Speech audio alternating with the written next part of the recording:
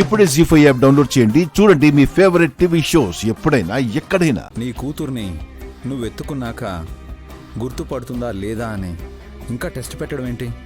లేనిపోని గొడవలు ఎందుకు? గదిలోకి వెళ్ళు. వెళ్లకుండా ఆగిందంటే పాపని పెద్ద బొట్టమ్మని ఎత్తుకొనిస్తుందేమో బాబుగారు. ఏం అక్కర్లేదులే, నువ్వు వెళ్ళు చిట్టి.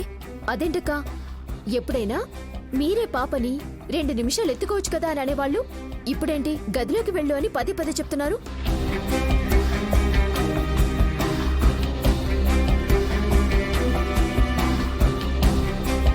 నీ మంచి కోరినప్పుడు వినాలి.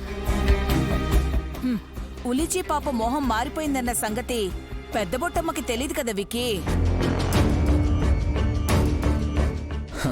అత్తయ్య, అన్ని విషయాలు అందరికీ తెలిసేలా చెయ్యకపోతే నీకు నిద్ర పట్టదనుకుంటా. బాబుగారు, పిన్ని ఏమన్నదని మీరు విసుక్కుంటున్నారు?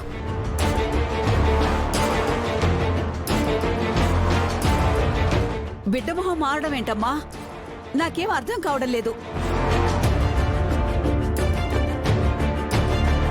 మా తిలోత్తమత్తయ్య గాయత్రి పాపని ఉల్లుచి పాపని తీసుకుని సర్పదేవికి వెళ్లారు. సర్పదేవిక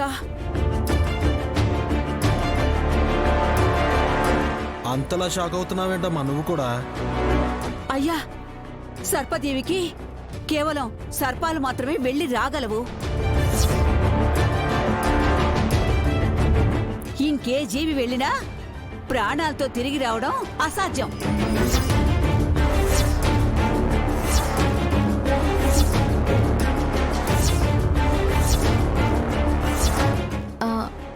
అయినా గాయత్రి తిరిగి వచ్చింది పెద్దమ్మా. నీ దత్తపుత్రికే కాదక్క, నేను కన్న కూతురు ఉల్లుచి కూడా గ్రేటే. తాను కూడా తిరిగొచ్చింది. కాకుంటే రూపం మారిందంతే. తిరిగి రావడం అసంభవం.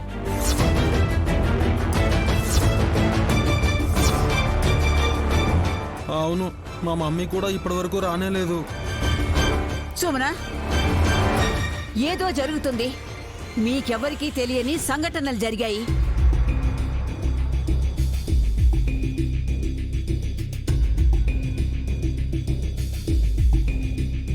సర్పదేవికి వెళ్లి తిరిగి వచ్చారంటే అద్భుతం.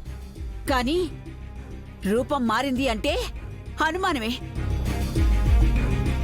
నిజమేనమ్మా, కావాలంటే పిల్లని ఎత్తుకుని చూడు. ఎత్తుకోకుండా చూడలేదా? స్పర్శ ముఖ్యం సుమనా.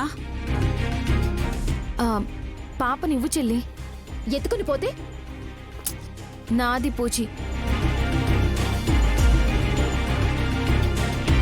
సరే, 1/2 నిమిషం కన్నా ఎక్కువసేపు ఎత్తుకోకూడదు చెప్తున్నా.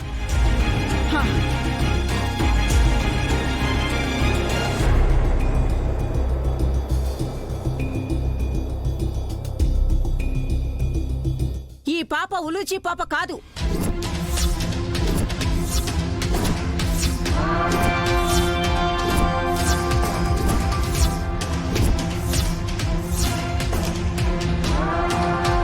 జీ5 యాప్ డౌన్లోడ్ చేసి అన్ని ఎపిసోడ్స్ పూర్తి ఉచితంగా చూడండి.